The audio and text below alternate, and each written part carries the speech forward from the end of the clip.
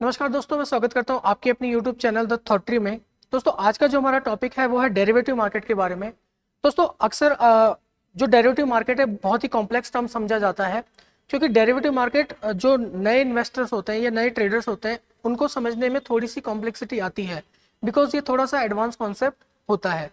But आज के इस वीडियो में मैं दोस्तों ट्राई करूंगा कि डेरिवेटिव मार्केट की आपको एक बेसिक अंडरस्टैंडिंग हो जाए और डेरिवेटिव मार्केट एक्चुअली में कैसे वर्क करता है इसकी आपको समझ पैदा हो जाए।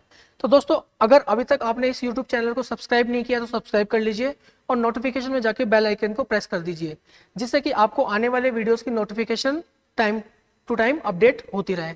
तो दोस्तों, चलिए शुरू करते हैं। तो दोस्तों, सबसे पहले हम समझेंगे डेरिवेटिव मार्केट का मतलब क्या होता है। तो डेरिवेटिव मार्केट का मतलब क्या होता है दोस्तों? डेरिवेटिव इज अ कॉन्ट्रैक्ट और a product whose value derived from value of some other assets known as underlying। तो दोस्तों, ये एक इंग्लिश डेफिनेशन है, हो सकता है थोड़ा कॉम्प्लेक्स लगी हो, बट मैं इसको आपको सिंपल टर्म्स में समझाता हूँ। दोस्तों, डेरिवेटिव का मतलब अगर हम बेसिक मतलब समझे तो डेरिवेटिव का मतलब क्या होता है? किसी चीज से डिराइव होना। अब आपके मन में सवाल आएगा डिराइव होने का मतलब क्या है, तो इसको एक एग्जांपल से समझिए। जैसे लेट्स से आप घरों में अब गैस इस्तेमाल करते हैं, तो गैस किसका प्रोडक्ट है? बाय प्रोडक्ट है पेट्रोलियम का। तो पेट्रोलियम मेन प्रोडक्ट है और गैस उससे क्या होती है? डिराइव होती है।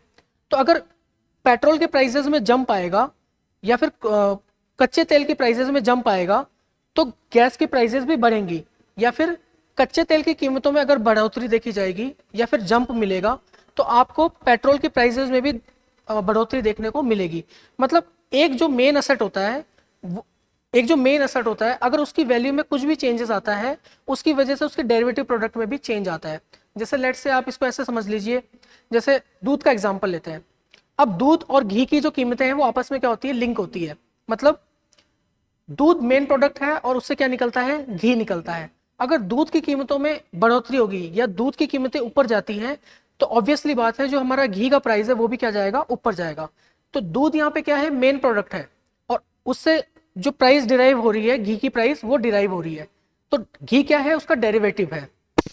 तो अगर अब आप इस डेफिनेशन को समझेंगे तो आपको इसको समझने में आसानी होगी। मतलब एक मेन प्रोडक्ट होता है और उस मेन प्रोडक्ट से एक दूसरा प्रोडक्ट डिराइव होता है और दोनों की प्राइसेस आपस में क्या होती है? लिंक होती है। तो जैसे यहाँ पे कुछ मैंने एग्जांपल्स दिए हुए हैं, जैसे गोल्ड है। अब गोल्ड मेन प्रोडक्ट है बट गोल्ड से डिराइव होते हैं कुछ कुछ प्रोडक्ट, जैसे ज्वेलरी हो गई। अगर गोल्ड का प्राइस बढ़ेगा तो ज्वेलरी की प्राइसेस भी ऑटोमेटिक बढ़ेंगी। गोल्ड का प्राइस गिरेगा तो गोल्ड से रिलेटेड जितनी भी ज्वेलरीज होगी उनकी प्राइसेस भी गिरेगी। मतलब जो मेन प्रोडक्ट है गोल्ड, उस पर डिपेंडेंट है ज्वेलरी की प्राइसेस। मतलब आपको यहां तक समझ में आ चुका होगा। तो वैसे स्टॉक मार्केट में क्या होता है? सपोज रिलायंस है, तो रिलायंस पे अगर मैं फ्यूचर ऐड कर दूं, मतलब रिलायंस वर्ड में अगर मैं फ्यूचर को ऐड, तो इसका मतलब रिलायंस का फ्यूचर, मतलब जो कि रिलायंस का डेरिवेटिव है। और अगर रिलायंस के स्पॉट प्राइसेस में चेंज आता है तो रिलायंस के फ्यूचर प्राइसेस में भी क्या आएगा? चेंज आएगा। तो दोस्तों, इसमें कॉम्प्लेक्स कुछ नहीं है, मैं इसको आपको एक एग्जांपल से समझाता हूँ। यहाँ पे मैंने रिलायंस का डेरिवेटिव मार्केट का एक स्क्रीनशॉट लिया हुआ है, इसमें इसको आपको ध्यान से समझना है। ये रिलायंस का एक फ्यूचर का कॉन्ट्रैक्ट है। मतलब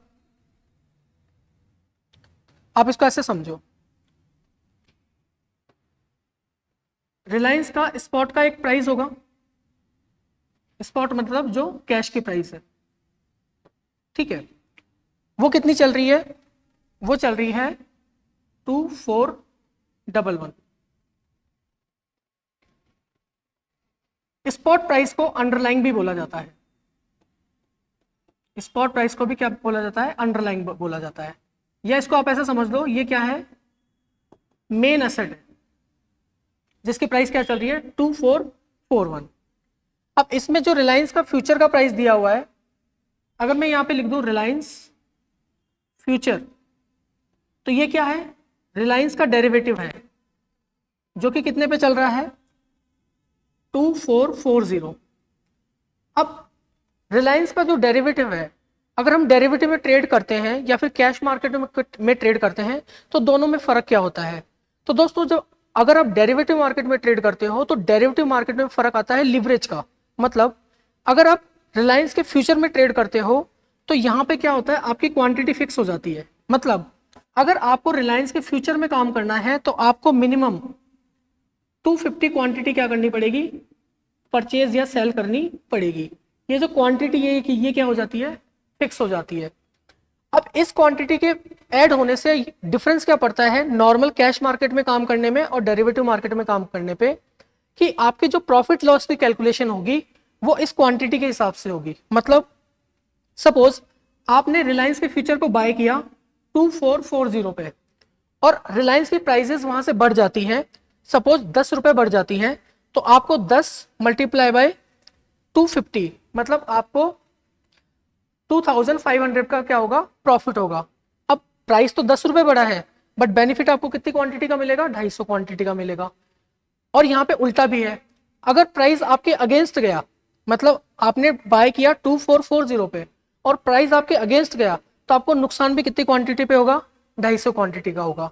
तो जो डेरिवेटिव प्रोडक्ट होता है वो एक लिवरेज प्रोडक्ट होता है। लिवरेज प्रोडक्ट का मतलब क्या होता है कि आपने जो नॉर्मल क्वांटिटी खरीदी जा सकती थी उससे ज्यादा क्वांटिटी आपने क्या कर रखी है, खरीद रखी है। तो दोस्तों डेरिवेटिव क्या होता है, जिसकी प्राइस किसी मेन असेट से क्या हो रही है, डिराइव हो रही है। पहली चीज, उसको हम क्या बोल सकते हैं, स्पॉट प्राइस भी बोल सकते हैं, अंडरलाइन भी बोल सकते हैं, कैश प्राइस भी बोल सकते हैं। दूसरा, अगर आप डेरिवेटिव प्रोडक्ट में काम करते हो तो वहां पे जो क्वांटिटी होती है वो फिक्स होती है, और डेरिवेटिव जो प्रोडक्ट होता है वो लिवरेज प्रोडक्ट होता है। लिवरेज मतलब उसमें क्वांटिटी एक्स्ट्रा ऐड होती है, और जो प्रॉफिट लॉस की कैलकुलेशन होगी वो आपको उस क्वांटिटी के बेसिस पे होगी। तो दोस्तों डेरिवेटिव प्रोडक्ट में अगर कोई ट्रेडर काम करता है तो उसको लीनियर, मतलब जो उसका पे ऑफ होता है, प्रॉफिट लॉस की कैलकुलेशन क्या होती है, वो बराबर चलती है। मतलब डायरेक्शन अगर आपके फेवर में गया तो प्रॉफिट भी आपको इस क्वांटिटी पे होगा, और अगर डायरेक्शन आपके अगेंस्ट गया तो आपको लॉस भी इस क्वांटिटी पे होगा। तो दोस्तों इस तरीके से डेरिवेटिव मार्केट वर्क करता है। डेरिवेटिव मार्केट रिस्की मार्केट होता है दोस्तों। तो अगर अगर आपको उसकी अच्छे से नॉलेज नहीं है तो आपको इसमें ट्रेडिंग नहीं करनी चाहिए, क्योंकि ये रिस्की होता है। अगर प्राइसेस अनयूजुअल आपके फेवर में या अगेंस्ट में चली गई, फेवर में जाती है तो बेनिफिट मिलता है आपको, बट अगर प्राइसेस आपके अगेंस्ट में गई तो आपको नुकसान यहाँ पे क्या हो सकता है, बहुत भारी हो सकता है। तो दोस्तों या तो आप इसको हैच करके करें, और हैच को अगर आप नहीं समझते हैं तो मैंने एक वीडियो बना रखा है हैच के बारे में, आप वहां पे जाके हैजिंग को समझ सकते हैं। या तो आप उसको हैच करके ट्रेड करें, या फिर आपको स्टार्टिंग में डेरिवेटिव मार्केट में ट्रेड करने से बचना चाहिए। दोस्तों यहाँ पे मैं एक एक्स्ट्रा पॉइंट जो ऐड करना चाहूंगा वो ये करना चाहूंगा कि डेरिवेटिव जो इंट्रोड्यूस हुआ था वो हैजिंग पर्पज से हुआ था, रिस्क मैनेजमेंट के लिए हुआ था। बट इन दिनों जैसा कि देखा जाता है इस मार्केट में स्पेक्युलेटर भी होते हैं, ट्रेडर्स भी होते हैं, तो फ्यूचर मार्केट में ट्रेड भी करते हैं, बट वो एक्सपीरियंस ट्रेडर्स होते हैं जो कि इस तरीके के ट्रेड करते हैं, और उनकी रिस्क भी क्या होती है, बड़ी होती है। तो जो नए ट्रेडर्स हैं वो खासतौर से इन प्रोडक्ट का ध्यान रखें, जब भी आप ऐसे प्रोडक्ट में डील करें तो थोड़ा कॉशियस होकर डील करें। दोस्तों यहाँ पे अगर आप ध्यान से देखोगे तो यहाँ पे जो डेरिवेटिव मार्केट में ट्रेडिंग होती है वो एक्सपायरी के थ्रू होती है।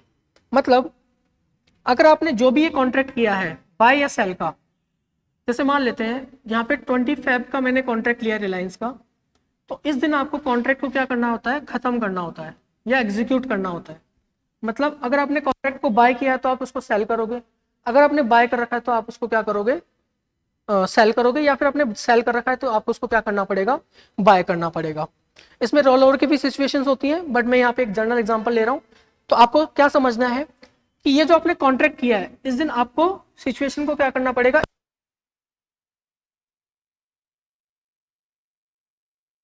बाय करना पड़ेगा।